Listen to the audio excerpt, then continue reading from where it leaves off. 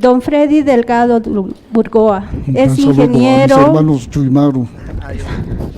Es ingeniero, agrónomo, doctor en agroecología y desarrolló sustentablemente del Instituto de Sociología, Estudios Campesinos de ISEC, de la Universidad de Córdoba, España.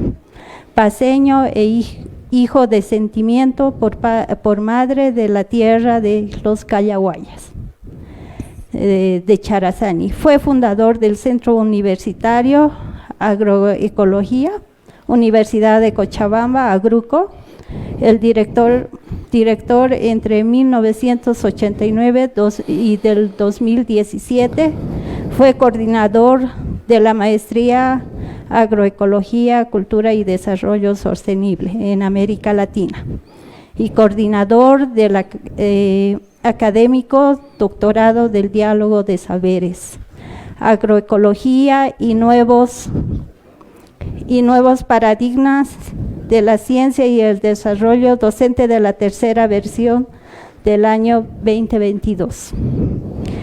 Estudios de posgrado en desarrollo regional andino en el Centro Bartolomé de las Casas, en Cusco, Perú.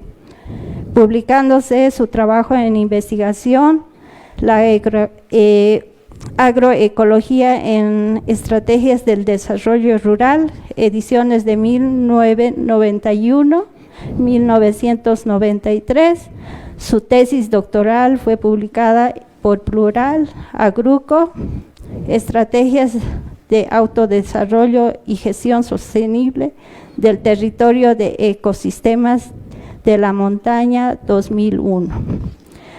Realizó varios trabajos desde el 2008 hasta actualmente, el 2022.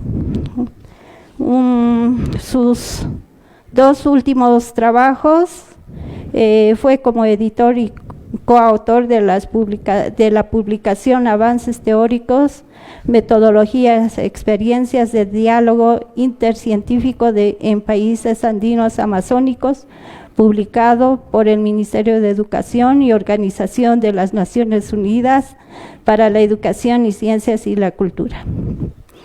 Y el 2022 fue coautor del libro Desde la Agricultura Urbana, Periurbana, Agroecología hacia la Sostenibilidad Alimentaria, Experiencia Sucre, Bolivia. Actualmente, director y fundador de la ONG Compás Bolivia, responsable de proyectos, investigación en Sudamérica para el Centro de Desarrollo y Medio Ambiente del Instituto Botánica de la Universidad de Berna, Suiza. Es profesor invitado de las Universidades Nacional de Colombia, de la Universidad Autónoma de México y de otras universidades latinoamericanas. Ha sido invitado por el Consejo Nacional de Ciencias, CONACYT, de México, como evaluador de proyectos y programas Ciencias de Frontera. El título de su exposición magistral es Comer y vivir bien en los Andes bolivianos hacia el sistema alimentario sustentables. Bueno, muchas gracias por la presentación. Muy buenas noches a todas y todos. Un saludo muy cordial, un especial saludo a la directora, a doña Elvira, muy complacido y agradecido por esta presencia, a colegas acá presentes también que trabajamos hace un tiempo, al director de Ciencia y Tecnología del Ministerio de Educación y al director de Planificación de la Vicepresidencia, con los que trabajamos permanentemente. A todos ustedes, pues, voy a dar un énfasis tal vez no muy de la experiencia, porque el tema que voy a tocar está apuntando hacia sistemas alimentarios sostenibles, si bien toma la base del comer y vivir bien en los Andes. Entonces, yo soy el que tengo que cambiar, ¿no? Ya, listo, muchas gracias. Entonces, Una introducción general que no me voy a detener mucho porque esto se dice en todos los eventos, pero sí creo que vale la pena mencionar que estamos en una crisis multidimensional. Yo diría que es una crisis, y coincido con el colega de Chuy Maru, y además hago referencia a que todo el grupo del Pratec, el grupo Chuy Maru, he estado con ellos en diferentes épocas hace varios años. Valoro mucho porque han dejado mucha huella en Latinoamérica en base a la revalorización del saber, de los saberes ancestrales y de los pueblos indígenas, especialmente de los países andinos. La crisis no solamente es alimentaria, la crisis es la salud, educación, hay mucha crisis por los enfoques que se tienen, una educación, ya lo ha dicho el colega de Chuy Maru, una educación muy dentro del marco de la ciencia occidental moderna, una salud también dentro de esa misma visión donde se deja de lado la medicina tradicional de nuestros pueblos. Yo tengo el orgullo, y lo digo con mi corazón muy latiente, que provengo de la cultura callahuaya por parte de mi madre. Entonces he mamado esa cultura ancestral de los pueblos, de las culturas callahuayas, que hoy día son reconocidas dentro de las 36 naciones que conforman el Estado Plurinacional de Bolivia. Una crisis social, pues clarísimo, desigualdad, pobreza, valores, por supuesto la crisis climática, que me voy a referir a ello también, tomando la última pregunta que se ha hecho anteriormente. Me hacen recuerdo, por favor, porque quiero dar una opinión en relación al cambio climático y todo lo que son los indicadores y cómo está funcionando. Otro tema que no debemos desconocer es el tema de la urbanización acelerada. O sea, cada vez más las poblaciones en el mundo están creciendo enormemente con megapoblaciones, Sao Paulo, México, el DF, ¿no? Poblaciones grandísimas y un crecimiento también de ciudades intermedias. Debo decir que yo soy profesor jubilado de la Universidad Mayor de San Simón, hasta el 2017 he estado como director del Centro Universitario Agruco, y hoy día un poco hastiado de toda esa circunstancia burocrática de nuestras universidades y también muy críticos a los enfoques convencionales que hay en las universidades, aunque también hay que reconocer que hay aperturas en la ciencia moderna y en algunos centros de investigación de nuestras universidades, tanto en Bolivia como en Latinoamérica. Puedo hablar en esa perspectiva. Por eso es que hoy día vivo en un pueblito muy chiquitito al que a todos les invito a conocer, que es el municipio de Samaipata, también con el fuerte patrimonio intangible de la humanidad, y pues que tiene cosas muy interesantes porque son valles mesotérmicos. Voy a tomar la exposición andina que ha expuesto nuestro compañero Chuy Maru, le voy a decir con el respeto porque no he captado bien el nombre, pero conozco ese enfoque, comparto plenamente toda la exposición. No me voy a referir a eso, tengo un slide donde voy a tocar esos puntos en forma resumida que él ha destacado, pero desde un punto de vista de una estrategia para vivir bien. Y cómo nos articulamos al desarrollo sostenible desde esa perspectiva. Entonces, también las Naciones Unidas plantea, pues, fortalecer mucho las ciudades intermedias, ¿no? Las ciudades grandes ya están dejando de ser sostenibles alimentariamente, que es el otro tema que voy a tocar. La propuesta que durante muchos años desde Agruco hemos estado trabajando, pero también con otros centros en Latinoamérica, con pueblos indígenas, no solamente aymaras, quechuas, guaraníes, mayas, quichés principalmente, pueblos quechuas en el Ecuador, en Colombia con pueblos más bien pueblos mestizos. Entonces, lo que podríamos decir que la resiliencia de la gente en nuestros países andinos y en los países donde hay una población muy alta, de población también todavía indígena, existe respuestas todavía que mantienen varios de los aspectos que nuestro compañero de la conferencia anterior ha mencionado. Nuestra propuesta de casi 15 años de trabajo con universidades también de África, Kenia, Ghana, haciendo análisis comparativos con países andinos, Brasil fue parte también de este grupo. Hemos concluido a través de un trabajo que hicimos a nivel internacional, que la propuesta de seguridad alimentaria clásica de las Naciones Unidas, el 86, ya la soberanía alimentaria, que es muy propia de nuestros pueblos, especialmente en Bolivia, hay un énfasis en lo que es la soberanía alimentaria, pero sí lo que no se ha trabajado mucho, y aquí queremos aportar a eso, es hacia la sostenibilidad alimentaria. Y ahí lo que quiero demostrar en esta exposición es que hoy día, después de esas investigaciones participativas con la gente, no han sido investigaciones solamente en laboratorio, sino investigaciones participativas, tomando todo el enfoque de Falsborda, Paulo Freire, y toda la investigación participativa revalorizadora que durante 30 años ha ido realizando el Centro Universitario Agruco en la Universidad Mayor de San Simón. Entonces, este tema de la sostenibilidad alimentaria, lo que proponemos al final de la exposición es una propuesta cómo evaluar la sostenibilidad alimentaria, y dentro de este marco, en esta evaluación de la sostenibilidad alimentaria, hay 5 dimensiones, varios indicadores que los voy a mostrar, pero un indicador fundamental es la revalorización de los saberes ancestrales, si queremos ser sostenibles, coincidiendo con la anterior exposición, pero a partir de una evaluación que la hemos realizado en varios municipios en Bolivia, en Colombia y en el Brasil. Lo mismo en África, en 3 países que mencioné anteriormente. Estas investigaciones de tesis doctorales y de maestría han determinado los indicadores y el manejo de estas dimensiones que hoy día se las está planteando a nivel internacional a través de la FAO y otras organizaciones internacionales, y que el gobierno boliviano, el año 2019, ha propuesto en Nueva York, en la Cumbre Mundial de Sistemas Alimentarios, justamente tomando los sistemas de vida, que está en la Ley Marco de la Madre Tierra, articulado a los sistemas alimentarios basados en la sostenibilidad alimentaria. Esta propuesta fue llevada por el presidente Arce Catacora a Nueva York y anuncia fundamentalmente que Bolivia trabaja en los sistemas alimentarios sostenibles a partir de la agricultura familiar campesina de base agroecológica y todo el surgimiento que hoy día existe del enfoque agroecológico.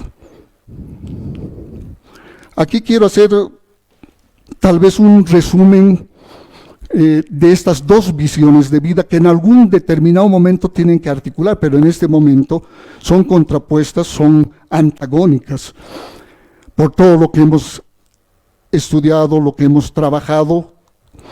Una visión occidental que plantea el bienestar o vivir mejor, que tiene un enfoque antropocéntrico, una visión eurocéntrica en nuestras formas educativas, desde la primaria hasta las universidades y los posgrados. No existe una concepción local, una concepción nacional, una concepción que asume las cosmovisiones de nuestros pueblos indígenas. Así hemos sido formados, y yo me siento haber sido formado dentro de ese tipo de educación que, aunque tenemos una ley de educación favorable hasta estos favorable en términos de papel, en términos de ley misma, todavía hay un camino largo para construir lo que se denomina en esta ley la intraculturalidad, la educación a partir de los procesos y de las experiencias de los pueblos indígenas. La visión todavía está en nuestras universidades, lo digo como docente universitario jubilado, pero he recorrido las universidades latinoamericanas, bolivianas, todas estamos en la misma vaina. Una que otra universidad tiene algún centro novedoso. En México hay grupos bien interesantes. En Chile, la Universidad de Temuco, donde hay una población chilena, o sea, una población indígena mapuche muy fuerte. Y pues podemos contar, en la Universidad Nacional de Colombia hay un grupo muy interesante en el Observatorio de Seguridad y Soberanía Alimentaria. Podemos contar con algunos dedos centros de investigación que tienen prestigio, que están en universidades muy prestigiosas, pero que no repercuten en el momento de la verdad fuertemente en la educación de toda la gente, ¿no? en los diferentes ámbitos. Una visión mercadocéntrica, sigue el neoliberalismo cundiendo. Tal vez en Bolivia esto ha disminuido de alguna manera a partir de la economía plural que reconoce la economía comunitaria, además de la economía de mercado, la economía cooperativa. Existe un Ministerio de Desarrollo Productivo y Economía Plural. Hemos trabajado con este ministerio, pero que todavía yo creo que existen muchos pasos para que esto pueda efectivizarse, fortaleciendo, por ejemplo, la economía comunitaria. Cuando hablo de economía comunitaria estoy hablando fundamentalmente de prácticas que el compañero ha mencionado anteriormente y que aquí las tenemos vigentes. El AINI, la Minca, la Humaraca, el Chalay, el trueque, ¿no? Hay unas prácticas que todavía están vigentes dentro de la población, pero todavía no tenemos proyectos que impulsen, proyectos que tengan un ámbito nacional o un ámbito departamental o un ámbito municipal. Hay experiencias, el Programa Nacional Biocultura tiene experiencias muy puntuales, ustedes han visto las exposiciones en estos días, hemos estado desde el inicio en este programa ya hace 15 años, financiado por la cooperación suiza, que también agradezco por hacer posible de que hoy día esté en este momento acá. Entonces, hay experiencias en municipios, pero también son contaditos. El Programa Nacional Biocultura, en sus inicios, hace unos 10 años, partíamos de 50 municipios de los 340 y tantos municipios que tiene el país. Con estos 50 municipios queríamos experimentar un elemento fundamental que son los sistemas de vida. ¿Y qué son los sistemas de vida? Si alguien ha escuchado de la Ley Marco de la Madre Tierra, muchos dicen, puta, es un discurso bonito. Cuando hemos expuesto en algún evento internacional, esto realmente es una ley, yo diría, de una proyección a 50 años o más, muy avanzada, pero en lo concreto, ¿qué es lo que tenemos dentro de esta ley? Y dentro de esta ley, en lo concreto, tenemos el enfoque de sistemas de vida que, según el Plan de Desarrollo Económico Social del gobierno boliviano, que se hace cada 5 años, el último lo tenemos el 16-2020, hoy día se está haciendo para los próximos años, obliga a los municipios y a las gobernaciones a aplicar los sistemas de vida. Han pasado, después de la Ley Marco de la Madre Tierra, fui parte del equipo redactor de esta ley, por eso la conozco muy bien, pero a la fecha, justamente el elemento más importante de la ley, que son los sistemas de vida, que es una articulación de diversidad biológica con diversidad cultural, ¿no? Cuando hablamos de diversidad, el compañero anterior mencionó, estamos hablando en la ley que el sistema de vida es la articulación, la complementariedad de la diversidad biológica maravillosa que hemos visto en los cultivos andinos, pero en la Amazonía tenemos otro tanto, enorme diversidad. Así como tenemos esa diversidad biológica, también tenemos la diversidad cultural, que en la Ley Marco de la Madre Tierra se la denomina como unidades socioculturales. Son las comunidades campesinas de la Amazonía, las tentas, toda esta población que tiene una serie de saberes ancestrales, pero que todavía no están aportando fundamentalmente a los planes territoriales de desarrollo integral de los municipios. En Samaipata estamos muy activos, estamos trabajando y hemos apoyado, por ejemplo, el PTDI de Samaipata. Algunos elementos se han dado y yo creo que no es que la ley está mal, yo creo que es una gran oportunidad, pero como muchas otras leyes, lo que pasa es que no se ha socializado y la población no la conoce. O una buena parte de la población, diremos así, no la conoce plenamente.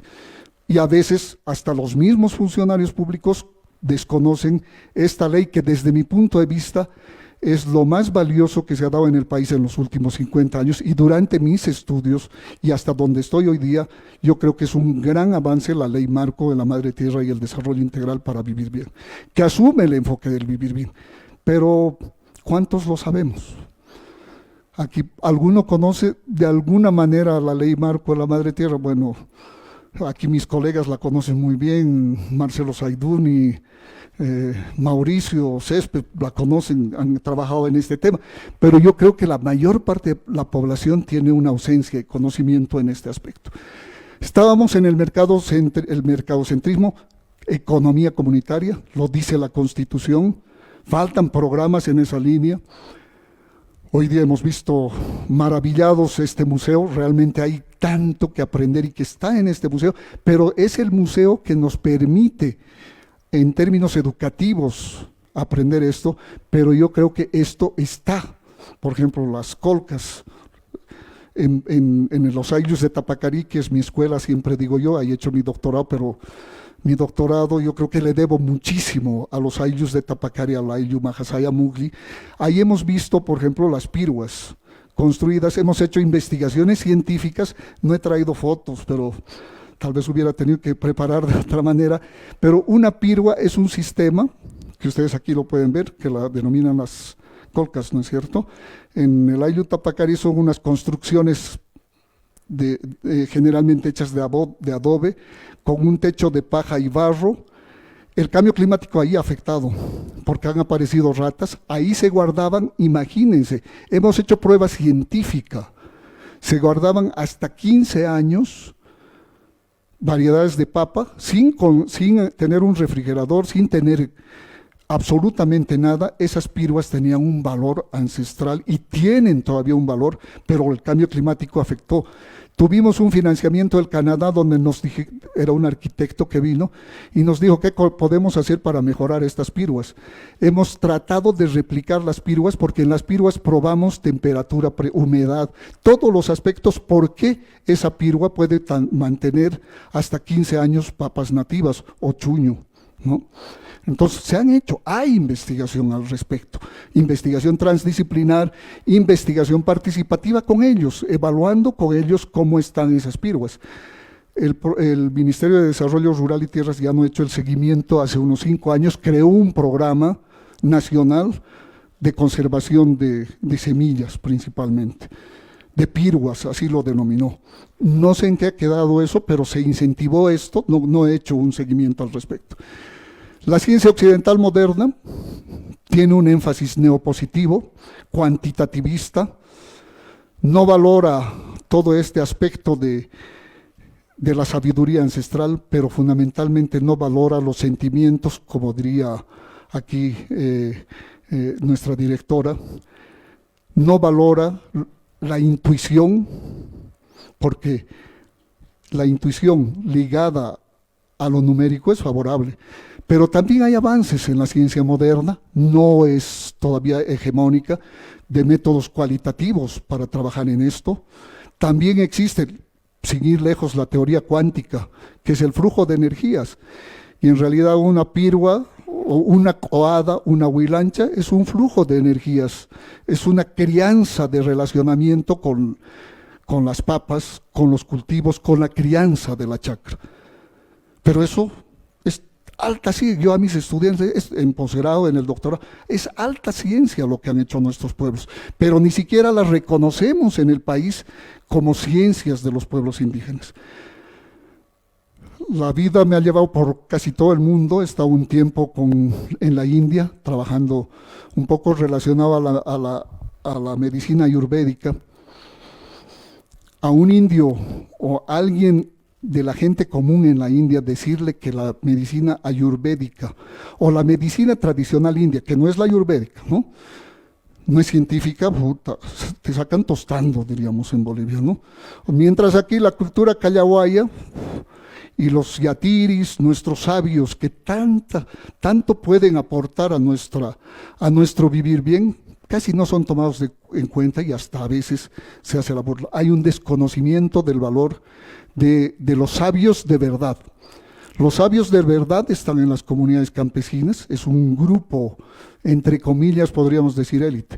Los doctores, posgrados, estamos en un ambiente de conocimiento, pero creo que tenemos que aprender, y lo estoy haciendo en la vida cotidiana, vengo haciendo hace más de 20 años, tratando de relacionarme con estos sabios que hay en el tema de la lectura de la coca. Hay tanta sabiduría.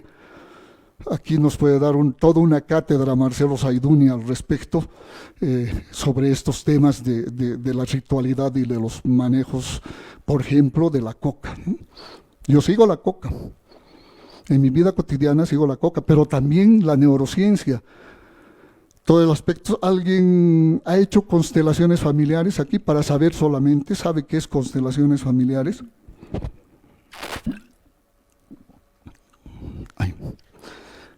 Nadie ha escuchado constelaciones familiares, ¿sí? Sin miedo, charlamos un poco.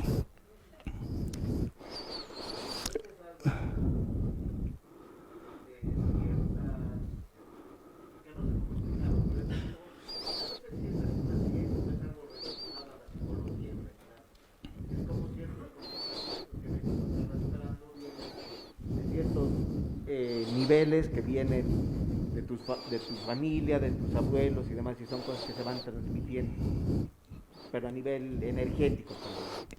Excelente, es una muy buena definición, sí.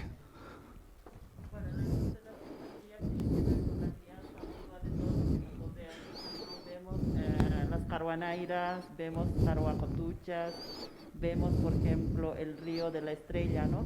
Hachahawira. Entonces, todo eso está conectado con la familia de la crianza mutua cósmica que conecta la tierra y, bueno, el aire y el cielo, ¿no? Y eso tiene que ver un universo donde hay que cuidarlos mutuamente, familias grandes, parte de la vida. Muchas gracias. Ese es un concepto mucho más avanzado de lo que yo conozco en constelaciones familiares, es mucho más amplio. Pero voy a retomar lo que tú hiciste. Las constelaciones familiares actualmente se hacen en Bolivia, en Cochabamba hay un Sergio Lema, allí en Samaipata hay una señora que hace constelaciones familiares, es un reunir a gente para ver cómo están las relaciones personales, porque hay un problema en la familia muy duro. Por ejemplo, los suicidios. ¿Será que es una acción de esta vida en el 3D? Es un alemán el que ha empezado a trabajar, hay muchísima experiencia en eso, pero seguro que en los Andes debe haber alguna situación similar. Y esto, en una constelación familiar, se reúne un grupo de personas, propone un tema específico, yo tengo diabetes, propongo el tema y se trabaja ese tema, pero simplemente viendo el movimiento y la actitud de las personas.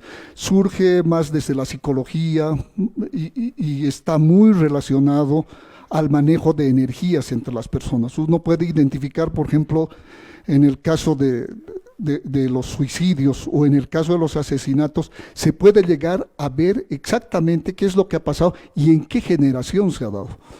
O sea, hoy día estamos nosotros, pero nosotros tenemos los ancestros. ¿Qué ha avanzado la ciencia en este nivel? La genética. Cada uno de nosotros tiene un poquitito de nuestros abuelos, de nuestros padres, de nuestras madres, y eso es transmitido en nuestra vida cotidiana. En Guatemala los mayas quichés manejan ese tipo de cosas. En Alemania eso lo han tomado como una opción médica, o sea, las constelaciones familiares la aplican psiquiatras, psicólogos, y uno puede optar, si quiere va al médico occidental moderno que te plantea pastillas, pero también puedes ver, por ejemplo, en el iris del ojo, o sea, un mapeo del iris, hay aquí en Cochabamba hay una persona que hace ese tipo de trabajo. Otras alternativas hay en el mundo. Oyéndonos hacia el lado amazónica, la ayahuasca, ¿alguien ha probado ayahuasca? Nadie va a querer decirlo, ¿no? Yo he probado 3. ¿Qué es eso? Es la unión de 2 plantas amazónicas, la cinchona, o sea, son 2 plantas amazónicas, una trepadora y otra árbol, que se mezcla y que se utiliza mucho en los pueblos amazónicos y que se la bebe en un determinado momento. Tiene que ser manejado porque eso se ha vuelto también como turismo. Yo puedo ir a cualquier lado y empiezo a vender. En el Perú, por ejemplo, en Tingo María, en zonas amazónicas, se ha puesto de moda porque todas las personas van y hacen ayahuasca sin ningún tipo de fundamentación y menos con una guía espiritual que tiene que ser un indígena.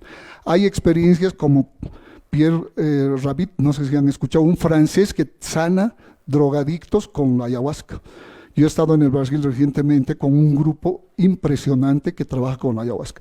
La ayahuasca puede sanar aspectos de esta vida y pues de las generaciones que vos estás recibiendo por tus ancestros, porque todos son energías que recibimos al final de cuentas. Pero la ciencia moderna en algún momento nos ha limitado, especialmente el grupo neopositivo, el enfoque neopositivo que ha sido hegemónico en el país. Entonces, esta ciencia moderna, hay mucho para hablar.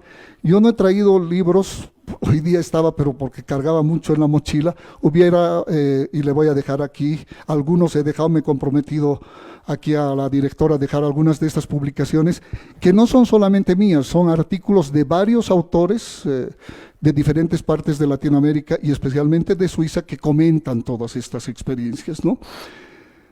Entrando ya al tema del valor nutricional, un nutricionista que nos dice, cuando estamos enfermos, diabetes, cualquier tipo, gastritis, hay que basarnos en lo que dice la ciencia moderna, valor nutricional. ¿Y qué es eso?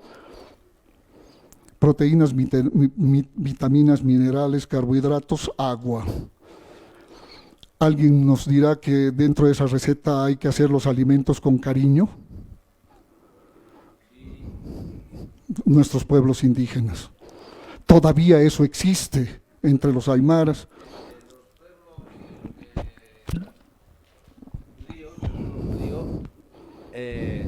Ha enseñado eso, está en la Biblia. Todo lo que se ha dicho está en la Biblia. Cuando el anterior expositor hablaba de que la papa te habla, también está en la Biblia, porque dice, un árbol a otro árbol le transmite, le habla. Así es. Las piedras sienten. O sea, yo respecto a toda esta cuestión estoy bien entendido, conozco ya, y me doy cuenta que eso ya viene de miles de años atrás. ¿Ya? Así es. Claro que esto sería un poquito expositarlo, pero no es el momento. Plenamente de acuerdo. O sea, no solamente existen aymaras, quechuas, guaraníes. En Bolivia existen 36 naciones, ¿no? Culturas. Pero si nos vamos a Latinoamérica, si nos vamos a Guatemala, si nos vamos a México, cuánta sabiduría. Si nos vamos al pueblo judío, si nos vamos a la India es un medio continente. Si nos vamos a África, existe esto. Pero el desarrollo y el enfoque de desarrollo está impuesto desde mi punto de vista, y lo he dicho al principio, por un enfoque antropocéntrico muy ligado al capitalismo mundial. Transgénicos, para tocar ese tema. Por ejemplo, los transgénicos son diferentes que una papa mejorada. Puedes hacer cruce, eso como agrónomo lo sabes, cruce de dos variedades y tener una variedad mejorada. El transgénico es cuando transfieres un gen de una variedad a otra variedad, o de un animal a otro animal. Eso es mover todo, ¿no?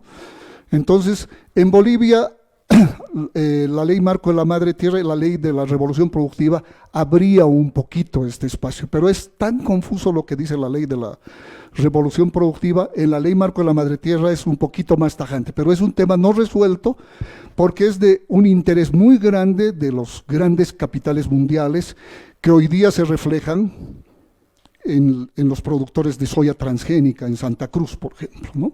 O sea, hemos hecho investigaciones durante 5 años a la producción de la soya transgénica, pero a todo el proceso, no solamente de la producción, sino todo el proceso de transformación en aceite. Casi todos consumimos aceite, ¿no? ¿Quién no consume aceite? Es muy raro. El aceite es aceite de soya transgénica. A menos que uses aceite de oliva, pero el aceite de oliva es más carito, ¿no? Entonces estamos consumiendo todos los días aceite de soya transgénica. Y son intereses de capital enormes, donde ni el Estado plurinacional ni las autoridades pueden enfrentarlas. Por eso seguimos subvencionando el diésel, ¿no? Hay muchas cosas que se dejan abiertas. Estamos en este tema del valor nutricional, la tendencia de estandarización, de todo estandarizar. Hay que tomar leche porque a mí me acuerdo del profesor de lechería, que era un buen profesor, excelente, me acuerdo con mucho cariño, pero yo después del tiempo me puse a pensar y decía, este profesor lo único que no aceptaría hoy día es que me diga, si tomas leche vas a ser más inteligente y vas a estar más fuerte. Porque en ese momento había fuertemente a nivel mundial la ampliación de las fronteras agrícolas a la lechería, que surgen no necesariamente en Bolivia. Entonces ese valor nutricional Está bien, es un avance, eso puedes hacerlo en cualquier laboratorio, pero hay otros valores que dentro, por ejemplo, la hispalla que se ha mencionado anteriormente, son valores que no los tomamos en cuenta cuando hacemos un análisis para ver si estás desnutrido o no estás desnutrido. Y esto viene pues canalizado por las Naciones Unidas, etcétera, etcétera. Que hay avances. Tampoco podemos negar de que hay luchas y hay grupos de académicos que están en esta misma perspectiva.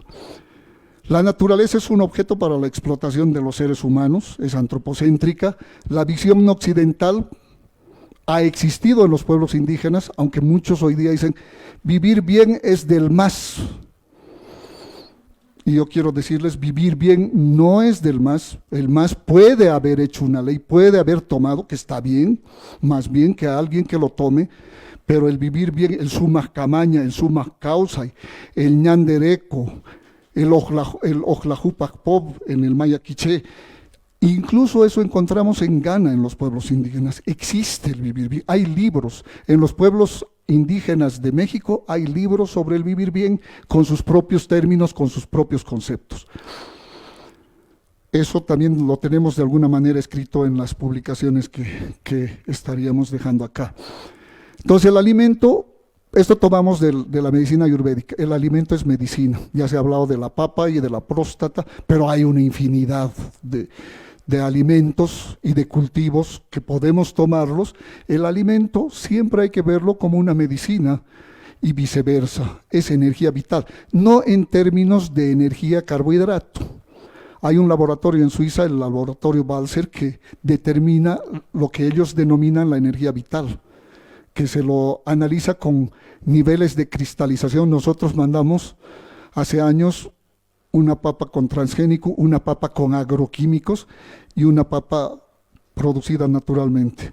Y en este laboratorio lo que vieron es que la energía vital y el de mayor valor nutritivo, tomando los parámetros generales, era la papa nativa.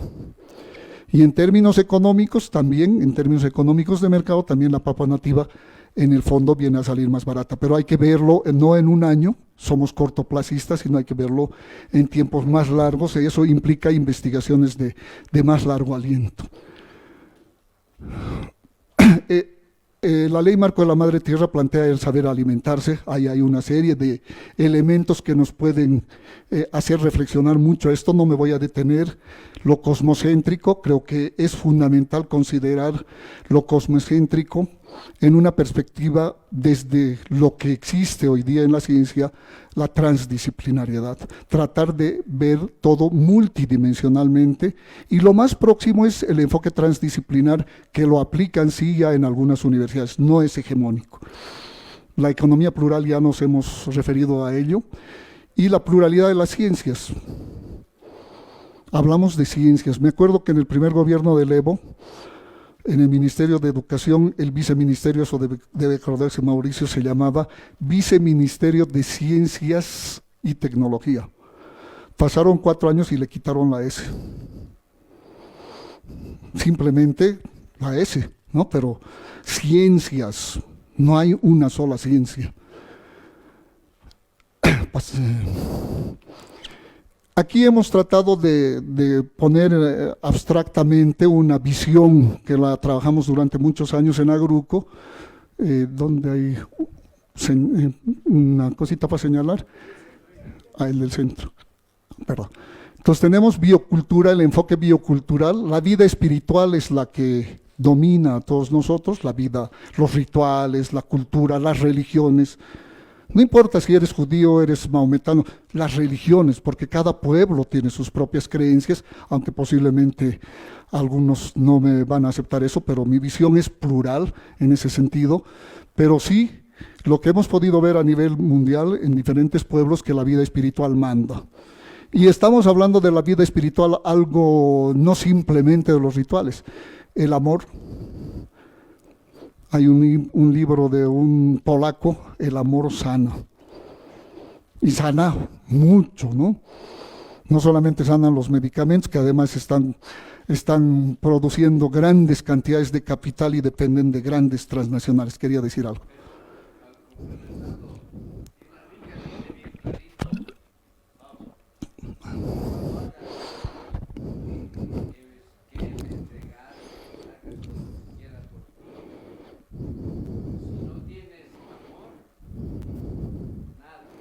Es decir, puede ser científico, agrícola, lo que uno quiera. Si uno no hace eso con amor al prójimo, no sirve. Gracias. Bueno, la vida espiritual, la vida material, lo económico, etcétera, la agricultura, la producción y la vida social. La articulación de estos tres ámbitos de vida, que ahí lo hemos dividido con diferentes aspectos, hace la vida cotidiana de los pueblos indígenas y de la gente en común, ¿no? Y esto repercute cuando vos empiezas a hacer una investigación. Y nuestra propuesta en los programas de investigación con los socios que trabajamos en diferentes partes de Latinoamérica y especialmente también en Europa con suizos y algunas universidades suizas y holandesas, se aplica fuertemente la transdisciplinariedad. Aquí quiero mostrarles la perspectiva holística y transdisciplinar de la alimentación, porque ese es nuestro tema. La alimentación, he saltado, ¿no? Aquí está la perspectiva holística y transdisciplinar de los sistemas alimentarios para su sustentabilidad. Lo nutricional es simplemente algo relacionado a las necesidades físico-biológicas. Lo social, el alimento es pues eminentemente social, nos reunimos para comer, para festejar un cumpleaños, es muy social el alimento. Los antropólogos han hecho trabajos y creo que aquí he visto en el programa habían varias conferencias de ese tipo. Lo espiritual, este tema de la hispaya, que trasciende a los alimentos con esta energía vital. La culinaria, que hay una gran amplitud de conocimientos en los pueblos indígenas, y la agricultura, que es lo que se ha referido principalmente nuestro colega en su exposición anterior, es también parte fundamental, porque la elaboración, la producción es un eslabón de todo el sistema alimentario, no es todo, ¿no? O sea, lo que hemos visto yo creo que es un eslabón importantísimo, es la base, es la raíz de todo lo que va a suceder en todo lo que es el sistema alimentario. Y por supuesto ahí también está la economía, los diferentes tipos de economía. Aquí voy a intentar hacer, tomando sin explicar mucho, esto lo he preparado sin ver la exposición anterior, si no hubiera eliminado algunas cosas, pero esta es una propuesta. ¿Qué tenemos para tener unas estrategias de vida sostenibles y sistemas alimentarios sostenibles en los Andes, en la Amazonía? La agricultura diversificada, que está en la agricultura familiar campesina y agroecológica, que no hay que olvidar que la agroecología es una propuesta que surge por lo menos hace unos 40 años, un poquito más en Europa, y en Latinoamérica esto surge por lo menos hace unos 25 años. Pero la agricultura familiar campesina de base agroecológica es una raíz, una base muy importante. Otra que de alguna manera en la primera gráfica de nuestro compañero de la exposición anterior, el manejo vertical de pisos ecológicos, que también es el manejo vertical de pisos económicos. Santa Cruz, cantidades grandes de población quechua aymara que viven en la ciudad de Santa Cruz, y que es la población en Santa Cruz es donde más se consume chuño. ¿Ustedes sabían eso? Hemos hecho investigaciones. En Santa Cruz se consume más chuño que en Cochabamba y que en La Paz. Es lógico porque la población que habita en la ciudad de Santa Cruz es muy collinga, ¿no? Indicadores climáticos, ya se lo ha mencionado, pero en este caso nosotros hemos hecho investigaciones con el ASDISAREC, con los suecos, durante varios años. Los indicadores climáticos persisten. Lo que no persiste es la capacidad de las poblaciones para ir evaluando esto permanentemente. Hay poblaciones el indicador climático no es un número ni es un dato, es una lectura muy amplia que se puede ir midiendo permanentemente. Hay poblaciones que han mantenido y que han sabido seguir los procesos del cambio climático. Investigaciones hay en diferentes partes del mundo, pero nosotros hemos hecho para el caso de Bolivia, principalmente para la región andina, varias investigaciones en este tema. Una cosa muy común que hemos visto en Ecuador, en Perú, en Bolivia, el aullido del zorro, del hato, conocen, ¿no? Eso se da entre los aymaras, los quechuas, se da en el Perú, en el Ecuador, donde vayas. Estoy hablando más de la zona andina. Tecnologías de alimentos, de almacenamiento, pirguas, hemos hablado de las pirguas, los cairus, todavía hay este valor. La economía comunitaria, hay nitrueque, chalay, que diversifica la dieta, debería diversificar la dieta, la conservación de suelos, el gran conocimiento en el lago Titicaca se puede ver, pero ahí sí han habido programas en Bolivia muy importantes en relación a la andenería, a las terrazas de formación lenta, terrazas de absorción. Eso creo que ha entrado en las comunidades, por lo menos que tienen una visión hacia este nivel. Los abonos naturales, creo que no solamente partimos de los diferentes tipos de estiércol, la gallinaza, sino hoy día en Bolivia, y creo que ahí hay un buen avance en el Ministerio de Desarrollo Rural y Tierras, que está promoviendo fuertemente plantas procesadoras de bioinsumos. Les digo esto porque en Samaipata estuvo hace unos días el ministro y ofreció, no se peleen con el otro municipio, Pampa Grande, les prometo que aquí hacemos una planta de bioinsumos. Los bioinsumos son controladores de plagas y enfermedades no agroquímicos, pueden ser biológicos o puede ser el uso de ajo, de cáscara. Hay una serie de componentes que a nivel internacional los agroecólogos conocemos de alguna manera. Entonces existe el control ecológico de plagas, los abonos naturales, la lombricultura es una alternativa excelente realmente y de tan fácil acceso que ustedes podrían hacerlo en sus propias casas. Con la basura, con los desechos de basura de alimentos, se hace una compostación que no es nada complicado, no es el momento y no hay el tiempo para explicar, pero puedes hacer el compost y producir lombrices. Un kilo de lombrices vale $120, hasta ingresos económicos podrías tener dentro de esto. La organización social comunitaria y la gestión territorial, tenemos la gran ventaja de tener autonomías, estoy mencionando como grandes oportunidades que todavía no las estamos aprovechando. La gastronomía con identidad, eso pues ya está muy claro. El turismo comunitario biocultural es una cosa muy interesante, que ha surgido tal vez ya en el gobierno anterior, está continuando esto, sabemos que el viceministerio de Turismo impulsa muchos de estos aspectos. En Samaipata les cuento que Samaipata es muy conocido por el fuerte, pero casi toda la gente en Samaipata, los pobladores, las comunidades campesinas, no reciben un peso por ese turismo. Son las agencias de turismo nacionales, agencias de turismo internacionales o las agencias de turismo locales. Entonces, el beneficio a la comunidad no tiene un aporte económico. Ahora estamos trabajando proyectos con el municipio para desarrollar este turismo comunitario biocultural, que está muy ligado con la gastronomía y que está muy ligado con las ferias y fiestas. Las ferias y fiestas, que generalmente son fiestas basadas en el catolicismo, en el cristianismo, pero que también tienen otras connotaciones. La fiesta de la Cruz, Santa Cruz Tatala, ustedes han escuchado hablar de esto, me consta, lo he probado, hemos hecho encuestas al respecto. Los que no tienen, los que están en edad de fertilidad, vayan a Santa Cruz Tatala el 2 de mayo y les va a funcionar, van a lograr tener. Hay toda una explicación ligada a la energía de la Cruz del Sur, que hay un colega peruano que tiene un libro precioso que analiza todo este aspecto de la importancia de la Cruz del Sur en la fertilidad no solamente de los seres humanos, sino también en la fertilidad de los animales y en la fertilidad de los suelos. Eso tiene que ver con las diferentes fases lunares.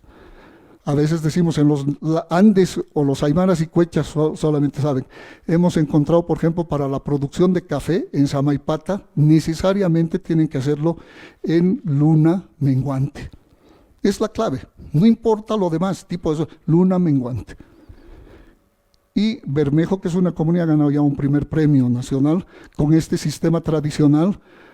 No tradicional, porque el café no es tradicional, pero digamos una producción más o menos tradicional, copiando algunos parámetros de Colombia. Cultivos asociados con cítricos, que muchos expertos de café dicen eso no da. Pero ¿qué había sido? Miren la crianza. El café que está asociado con cultivos cítricos, la señora que ganó el premio, le digo, ¿y tú qué crees que ha ganado? ¿Por qué ha ganado este premio? Me dice, toda la gente que ha hecho la degustación, ¿cómo se llaman estos expertos? No me acuerdo ahora, los baristas, ¿no? Entonces me dice, los baristas han dicho que mi café tiene sabor a naranja, sabor a mandarina. La asociación de cultivos, cómo ha influido la crianza. Esto está vigente y ahora estamos impulsando la producción en este marco con la luna menguante en el inicio de la siembra para los productos. Sobre este tema de las fases lunares, yo me acuerdo en Agruco, en la Universidad de San Simón, hace unos 15 años nos decían, puta, estos de Agruco están locos, piensan que las fases lunares van a influir en la producción. Hemos sufrido hasta discriminación, realmente nos decían locos. Esto en Alemania se ha hecho por la agricultura biodinámica, y esto no es tampoco una novedad. O sea, hoy día las fases lunares se aplican en la agricultura biodinámica y en la agroecología también.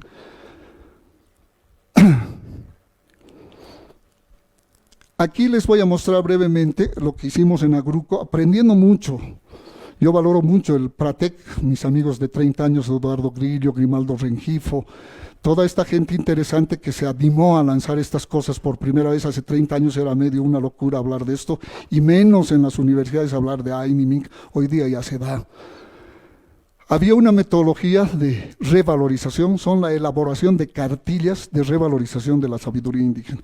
Hay algo así de unos 20 tomos de cartillas, y lo que hemos hecho en Agruco, bueno, el viceministerio de Ciencia lo conoce muy bien, a la vicepresidencia pasamos para que tengan la base de datos, ya tengo todavía los CDs que tengo sobrantes, pero uno entra a esa base de datos, pone diabetes y encuentra todo lo que puede acceder para curar la diabetes, Yacón, por ejemplo, y te dice y te explica, pero desde el saber del comunario. Y ahí, en términos de propiedad intelectual, nosotros seguimos una línea internacional de un grupo también, GRAIN, Genetic Resource Action Internacional, que plantea libre de propiedad intelectual, ¿no? O sea, porque ¿quién es dueño de las variedades nativas de papa? Ya lo decía nuestro compañero de Puno. Es un ingeniero que ha hecho unas cuantas moviditas de genes por ahí en laboratorio. Eso es una sabiduría ancestral para tener los cultivos que tenemos. Este proceso ha seguido hasta llevar al CD, ustedes ven ahí, ay, perdón.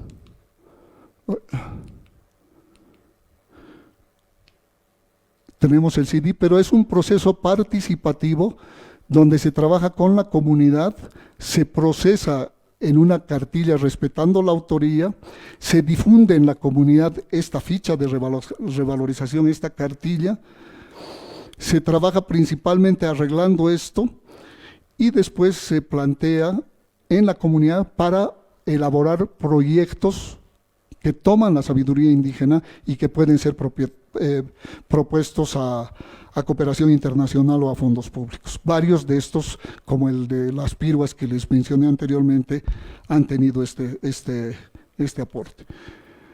No voy a cansarles con sistemas alimentarios, solamente aquí quiero decir que un sistema alimentario, el tema productivo es un punto, y la sabiduría de nuestros pueblos indígenas sin duda ha sido valiosa en este eslabón de producción, el eslabón 1 del sistema de producción. Pero después tenemos transformación, claro, tenemos ejemplos, la chuña, el chuño, la tunta, hay varios, en la Amazonía hay otros, ¿no? De la yuca, el chivé, hay varios que también se están revalorizando, y los hermanos del Brasil están trabajando en eso, con frutos tropicales principalmente. Entonces, transformación de producto, la transformación es un elemento importante, si quieres también, después de transformarlos, venderlos. Entonces, el otro eslabón es la comercialización. Ahora, comercialización a los mercados internacionales siempre es complicado. Sabemos qué ha pasado con la quinoa, ¿no? Creo que todos estamos enterados qué ha pasado con la quinoa. Un boom de la quinoa y una bajada de precios ahorita que ya casi nadie quiere producir quinoa. Y eso hay que analizarlo profundamente, y en este caso el Brasil tiene unas experiencias notables de certificación ecológica local. Y con las autonomías en Bolivia se podría hacer mucho de este tipo de trabajos, ¿no? Entonces, la transformación, la comercialización, el consumo, ya creo que ahí no hay que hablar mucho, pero otra cosa que nos olvidamos, sí, cuando hablamos de sistemas alimentarios, es de los desechos. ¿Cuánta basura estamos produciendo? Y por supuesto, la ciudad es mucho más que las pequeñas ciudades o el campo. Hay una serie de elementos, aquí ustedes tienen todo el sistema con un análisis de los subsistemas, no voy a entrar a ese detalle, solamente aproximarnos al nivel internacional. Este es un cuadrito que lo tomamos cuando estuvimos elaborando la propuesta de Bolivia a la Cumbre de Sistemas Alimentarios por la Cancillería. Nos pasaron esto, es una elaboración en base a un alemán que tomó las Naciones Unidas para esta cumbre internacional. Lo que aquí está en verde es lo que nosotros incluimos, seguridad, soberanía alimentaria y sustentabilidad alimentaria, que fue a Nueva York como propuesta boliviana y que se basa fundamentalmente en la agricultura familiar campesina de base agroecológica y la agroecología. Hay diferentes subsistemas. La alimentación, la seguridad alimentaria, la sustentabilidad alimentaria tienen que ver con los subsistemas de salud ecológicos, los subsistemas energéticos, el sistema económico, el subsistema de educación. La sustentabilidad alimentaria está en las publicaciones que hemos mencionado, trabaja fundamentalmente en base a diferentes indicadores. En este diagnóstico que hemos hecho, hemos encontrado en Bolivia 3 sistemas alimentarios: un sistema alimentario indígena campesino, familiar comunitario, un sistema alimentario agroindustrial, la soya transgénica y todo lo que se usa altos grados de agroquímicos, y el sistema alimentario agroecológico o de calidad diferenciada, que tiene un surgimiento no de más de 30 años, pero que tiene un mercado y que se está abriendo campo en el país. Hay una serie de leyes que pueden ayudar a estas propuestas y acciones muy concretas. Hay un acuerdo también, en los puntos rojos menciono y destaco, a partir de un convenio del gobierno boliviano con énfasis en la seguridad alimentaria para construir el marco de complementariedad de las Naciones Unidas, tomando el PDES. Entonces aquí ustedes tienen Objetivos de Desarrollo Sostenible y el Plan de Desarrollo Económico 2016. El tiempo no nos da para mencionar cada uno de estos puntos, donde sí se está en los planes de desarrollo, pero ahora tienen que ejecutarlo en las gobernaciones y en los municipios, pero muy poco todavía se está dando en este nivel. Los sistemas alimentarios sustentables pasan por una interfase, y desde el punto de vista de Bolivia y la propuesta boliviana que se ha presentado a la Cumbre Mundial de Sistemas Alimentarios, plantea el vivir bien y el saber alimentarse, donde el alimento es medicina y la medicina es alimento. Aquí la FILAC, juntamente con la FAO, hicieron un estudio del 2020 donde analizan los diferentes sistemas culturales dentro de lo que son las culturas occidentales y las culturas indígenas en términos globales en relación al pensamiento, conocimiento y las prácticas. No tengo el tiempo para entrar a más detalle, pero quiero destacar que en las culturas indígenas el tema de la multidimensionalidad, el tema de lo holístico es preponderante y destacable. La multicasualidad, el enfoque circular que tiene que ver con nuestras artesanías, eso debe conocer la directora, o sea, todo este tema del uso mucho de la espiral de la vida, que en otras culturas también se las realiza. La puntería, por lo menos para la FAO, de sistemas alimentarios es lograr un patrimonio agroalimentario regional. Para los Andes hay una propuesta en la FAO que la hemos construido conjuntamente, que todavía hay que trabajarla, y en este tema son la base: territorios con identidad y derechos colectivos, productos con identidad, recreación y transmisión de saberes ancestrales. Aquí está esta base, partiendo de lo que decía al principio, los sistemas de vida, lo que es la articulación de diversidad cultural y diversidad biológica, donde también entran los aspectos intangibles, no solamente lo cuantitativo, los mitos, las leyendas, las fichas de revalorización. Este es el cuadro, los cuadros más importantes que surgieron en la cumbre, en los talleres que hizo la Cancillería para la Cumbre Mundial. Este es el resultado de las 5 dimensiones que trabajamos en el proyecto con el Fondo Nacional Suizo de Investigación Científica, con sus diferentes indicadores, donde destacan los conocimientos ancestrales, la diversidad, la no discriminación, el acceso a la información para lograr la sostenibilidad alimentaria. Estos son los diferentes indicadores, los que están acá, y estas son las 5 dimensiones. Se han hecho mediciones en diferentes municipios del país. Aquí tienen un promedio en el caso de Bolivia. Aquí en la foto de lado es una foto de Toro Toro, donde construimos una evaluación, donde apoyamos una evaluación de sustentabilidad alimentaria con las comunidades del municipio de Toro Toro y también con, por supuesto, dirigiendo el proceso las autoridades municipales.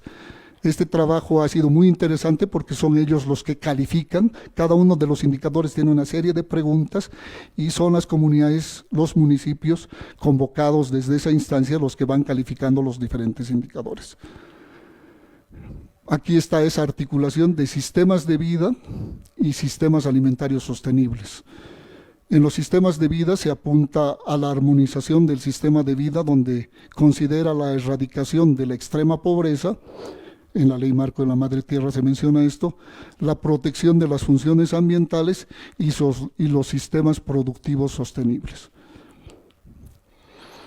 Esta fue la propuesta que se llevó a la Cumbre Mundial y las perspectivas, por lo menos que salieron en la Cumbre Mundial de Sistemas Alimentarios para Bolivia, es que todas las oficinas, porque este programa en Bolivia apoyó todo el sistema de Naciones Unidas, aprobó considerar un diagnóstico y una evaluación participativa de la sustentabilidad de los sistemas alimentarios que tenía que ser impulsado por la Cancillería y el Ministerio de Desarrollo Rural y Tierras. No conozco más de eso porque ya no he podido ver, vino la pandemia justo en su primera etapa dura, no conozco a fondo esto, posiblemente Marcelo o Mauricio pueden comentar algo al respecto. Y otro elemento fue la creación de redes y observatorios para el monitoreo de los sistemas alimentarios relacionados a los ya existentes. Actualmente tenemos una red que estoy fungiendo como coordinador para Latinoamérica, que es la Red Global de Sustentabilidad Alimentaria para América Latina y el Caribe, que fue creada en el 6º Congreso Latinoamericano de Etnobiología realizado en Sucre en el 2019. Hay varios cursos internacionales en esto, aquí me permito hacer alguna propagandita. Bueno, este es un enfoque de educación intercultural que liga varios aspectos, articula la civilización oriental ancestral milenaria y la civilización occidental moderna centenaria, tomando algunos elementos, varias promociones, una reunión de diferentes universidades latinoamericanas, esta foto de abajo y arriba, una promoción de un grupo de mujeres agricultoras urbanas periurbanas apoyadas por el gobierno municipal de Sucre hace algunos años atrás, el 2018, y mujeres que hacen agricultura urbana periurbana agroecológica. Es la Asociación de Agricultores Urbanos Periurbanos. Si van a Sucre, visiten, esta es una experiencia muy interesante que ha sido impulsada por el Viceministerio de Desarrollo Productivo, pero también por la FAO principalmente, ¿no? Entonces aquí logramos unos acuerdos para hacer un trabajo conjunto. Actualmente estamos en una segunda versión de un curso internacional. La primera nos financió Suiza, la segunda es gestión propia de la red, y en este caso están trabajando la Universidad Nacional de Colombia, COMPAS, la Universidad San Francisco Javier de Chuquisaca y la Universidad Nacional de Jujuy, a partir de experiencias campesinas fundamentalmente. Conclusiones: en Bolivia coexisten, son antagónicas, coexisten los tres sistemas de vida alimentaria, los tres sistemas alimentarios que en la vida cotidiana pueden ser complementarios o pueden ser antagónicos, dependiendo del tiempo, el espacio. Estos enfoques de sistemas alimentarios y sostenibilidad son útiles como una base conceptual metodológica para otras regiones del país. Estábamos en algún momento construyendo esto con la vicepresidencia para poder trabajar a nivel de los municipios en el país. La cooperación suiza apoyó 50 municipios, de esos quedaron 20 que tienen ejemplos interesantes para continuar esta experiencia. Se están creando redes en Bolivia y conocemos que hay varias redes, y pues sería importante de que ustedes también, si tienen redes, hemos conversado un poquito con la directora para ver cómo articular los trabajos que estamos realizando con redes, con trabajo complementario a partir de todas estas experiencias. Hay algunos libros, quiero destacar estos, que no lo he traído ahora, Vivir y Comer Bien en los Andes, que lo elaboré junto con mi hija hace el 2016, y que ha tenido una repercusión muy interesante a nivel latinoamericana, está solamente en español. Ciencias, diálogo de saberes y transdisciplinar, aportes teórico-metodológicos para la sustentabilidad alimentaria y el desarrollo. Hay varios autores de diferentes países en este libro, somos editores, tengo 2 artículos allí, somos editores junto con un colega suizo, y un artículo de esto ha sido ganador del primer premio plurinacional de ciencia y tecnología el 2016, ¿no? Estos son los miembros de la red local. Actualmente conformamos 8 países, con diferentes universidades, pero también organizaciones no gubernamentales, organizaciones campesinas. Este es un último encuentro en Cáceres, que había estado muy cerquita aquí de Bolivia. Se puede hacer el viaje por tierra, pero hay una interrelación muy fuerte entre comunidades. Allí, por ejemplo, la ayahuasca pesa mucho en ese lugar, ¿no? Y todo el tema de alimentación, allí hay una sabiduría de crianza de animales, por ejemplo, en el caso de bueyes y de ganadería vacuna. Entonces, estuvimos participando y dialogando con los hermanos de esta Universidad del Mato Grosso, con un grupo que también está trabajando con etnobiología. Ahí nos autonombramos como etnobiólogos, etnoecólogos, aunque también no estoy muy de acuerdo con ese epíteto, pero a nivel internacional así está funcionando. Hay una organización internacional de etnobiología a nivel mundial que tiene aportes realmente interesantes para los que rescatan y valoran a los pueblos indígenas y sus sabidurías. Con eso yo les pido, tal vez les agradezco por escucharme, y pues estoy dispuesto a absorber preguntas y también contactos.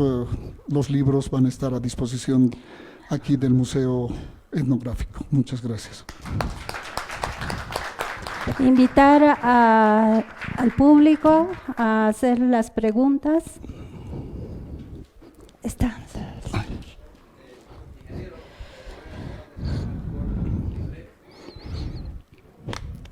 Lo más corto posible.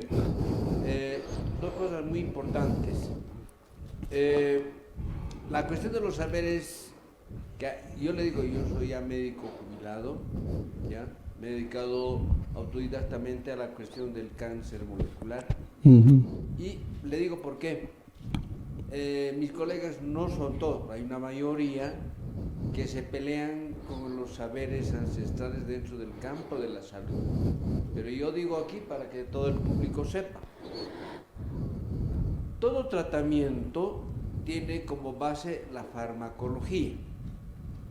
Y todos los libros de farmacología, si alguno de ustedes quiere ver, todos tienen en base a las plantas, ¿ya? Tienen su nombre local como su nombre científico, pero está en base a las plantas. La medicina y el saber ancestral para el tratamiento de determinadas enfermedades, en el fondo es eso, solo que no se le da el valor ni se transforma eso en una forma científica. Y ahora lo segundo, dentro de la política de nuestro actual país hay un problema de crítica al gobierno actual sobre la elaboración de este problema social, comunitario, etcétera, etcétera. ¿Por qué?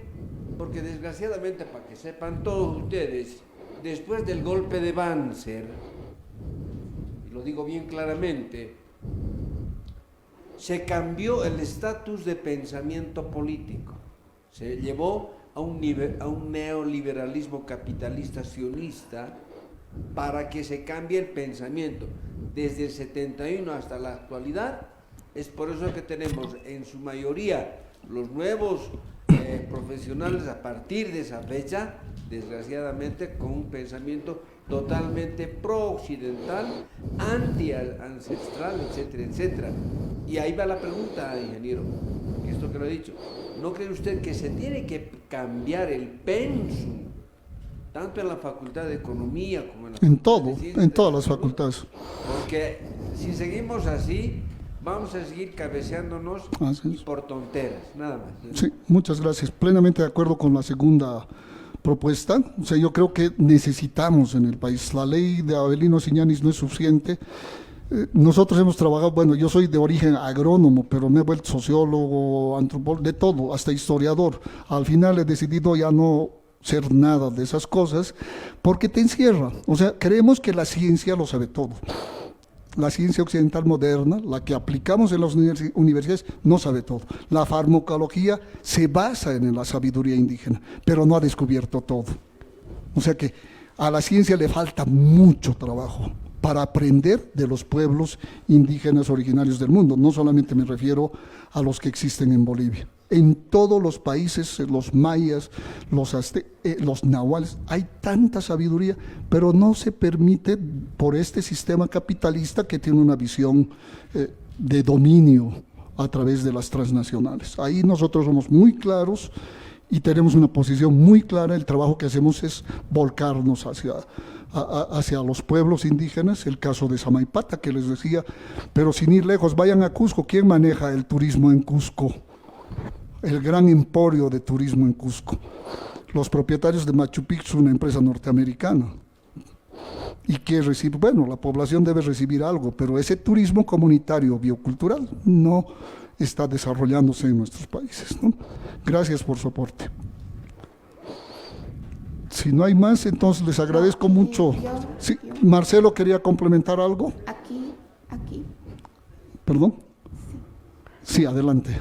Sí, realmente su exposición me ha dejado viajando de la ONU a la FAO, ¿no? Y mucho contraste con la primera exposición que hubo desde mi sentipensamiento.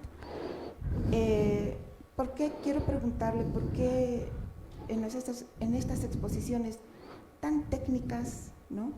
Que nos llevan de instituciones tan grandes de uno a otro lado, siempre hablan de que se hacen evaluaciones, diagnósticos, ¿no?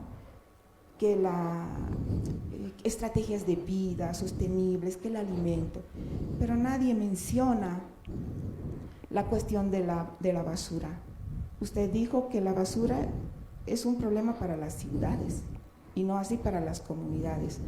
Cuando yo vengo de una isla del lago que está rodeada de pura basura plástica, yo no sé por qué en estas propuestas tan técnicas, tan internacionales y en los planteamientos que llevan desde aquí, no se plantea o no hacen estos diagnósticos, estudios aquí sobre este problema de la basura. Todos viajamos a Copacabana, todos vemos cómo están nuestras carreteras, ¿no? Las islas deberían tener una política municipal especial de protección en cuanto a la gestión de residuos plásticos. Van a la Isla del Sol, hacen ceremonias, que Pachamama, Yachil, y les vale un rábano la basura. Van a Paxchiri tiembla cuando yo camino ahí, siento que tiembla esa tierra bajo mis pies. ¿Y qué es? Pero nadie habla de eso. Sí. Lo he escuchado hablar y realmente es tan técnico, es tan lejos de mi realidad. No sé si aquí hay algunos hermanos que son del lago, ellos no me van a dejar mentir. La grave situación que estamos atravesando y decimos Cotamama y Chuachachila y todo lo demás, ¿no? No sé, de boca para afuera será, porque de sentipensamiento creo que hay una ausencia tremenda, no obstante que nos pinten estos panoramas tan internacionales como usted nos ha pintado. Le ruego me disculpe que tal vez un poco me he excedido y le ruego igual a los demás compañeros, pero hay cosas que realmente me sacan de quicio. Aquí estamos para dialogar. Perdón. Bienvenida a su cuestionamiento. Voy a hacer referencia al tema por eso es que cuando hablamos de sistemas alimentarios, no solamente se puede hablar de producción, se tiene que hablar de transformación, se tiene que hablar de comercialización, de consumo y el último punto de consumo. Si no estamos hablando de consumo, de basuras, de desechos, no estamos hablando de sistemas alimentarios sustentables. Y en lo que he mostrado las evaluaciones de sostenibilidad alimentaria que hemos realizado, entra el tema de desechos también. No he tenido el tiempo porque el tiempo es corto, no he tenido el tiempo para desarrollar cada uno de los indicadores y qué es lo que dicen las comunidades, qué es lo que dicen los municipios donde hemos estado. Porque lo importante es partir de experiencias propias, no partir de discursos en el aire. Lo que nosotros hemos puesto es experiencia, escritura, propuesta, ¿no? Pero yo le agradezco, tomamos en consideración. En Colombia hay un muy buen desarrollo de este último eslabón de desechos que se refiere a Última a las basuras. pregunta. Bueno, Aquí. más que una pregunta, Sí, agradecerle a los expositores, al hermano de Perú y al hermano que es Freddy de Bolivia, ¿no? Y a la institución, ¿no? Que es el MUSEF. Explicándole a la compañera, la hermana, Freddy ha trabajado una vida para este tema, ¿no?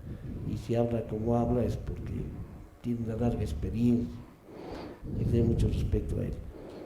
Y segundo, el tema de la basura hay que entenderlo muy bien leyendo a Rogan, ¿no? Padre de la bioeconomía. ¿Qué se hace con la basura y qué debemos hacer? Entonces, en esta jornada que hemos tenido hoy día, me he llegado a completar dos elementos, ¿no? El aporte que tiene la Universidad de Puno, allá en Perú, una muy buena estructura y un cambio, ¿no? Paradigmático, académico, que lo empezaron hace 20 años, y que le felicito mucho al compañero, al docente. Y lo que tú has ido trabajando también más de 20 años en el grupo. Hay una tarea pendiente de juntar estas dos experiencias y estas unidades de producción intelectual, académica, al último pedazo que falta, ¿no? Yo ya te entregué mi libro sobre la bioeconomía y creo que te va a aportar al trabajo que estás haciendo, y lo que acabo de ver, lo último que hicimos para este informe que se mandó a Estados Unidos, ¿no? Que no vimos el informe final al final, ¿no? Vino la pandemia y tú te enfermaste y yo me desenchufé de ese proyecto, ¿no? No sé cómo fue el final pero sí, hasta donde tú has mostrado, estaba por buen camino. Entonces yo quisiera que rescatemos esa parte, rescatemos lo que está pendiente en este trabajo y podamos tener también contacto con lo que está haciendo ellos en el Perú, ¿no? Que digamos un proceso que sigue caminando con Pratec, ¿no? Yo sigo teniendo información de que están trabajando ahí en el campo, ¿no? Entonces hay que armar redes, lo que has dicho y has hablado con la directora de esta institución, es armar redes y información, que se pueda difundir más información y se pueda canalizar más emprendimientos y más grupos de trabajo, ¿no? O sea, un modelo clustering, ¿no? de cluster, ¿no? Y eso es lo que debíamos tener pendiente también con ese hermano de Viceministerio de Ciencia y Tecnología, que no nos podemos reunir, no sé por qué, pero tenemos pendiente esa tarea de volver a reactivar esos grupos de trabajo intercientífico, ¿no? Entonces, bueno, agradecerles. Muchas gracias. Muchas Pero gracias. no sabía de Adicionalmente, los que quieren ver la propuesta boliviana que se llevó a la Cumbre Mundial, la hemos conocido, pero está en la página de la Cancillería. Ustedes encuentran ahí la propuesta completa que sigue estos elementos, ¿no? Yo me refería a que no se ha impulsado acciones. O sea, a partir de la Cumbre Mundial, hoy día, por ejemplo, en programas como el PNUD, la FAO, no hay o en los mismos ministerios no hay un avance para programas que sigan esta línea, programas nacionales, programas municipales, ¿no? A eso me refería principalmente. Muchas Si gracias. no hay más, muchísimas gracias por su Gracias. presencia. Agradecerle Y a muchas don gracias. Muchas Freddy gracias. Delgado por la participación. A ustedes las Y agradecer también al proyecto Biocultura por el apoyo al MUSEF para promocionar al doctor Delgado y a la Embajada también del Perú en Bolivia y a la llegada también del maestro Apaza. Y recordarles que mañana continuamos con la mesa 6 y indicar que está a la venta la reunión anual, la 35ª reunión, y el catálogo de crianza mutua y alimentación.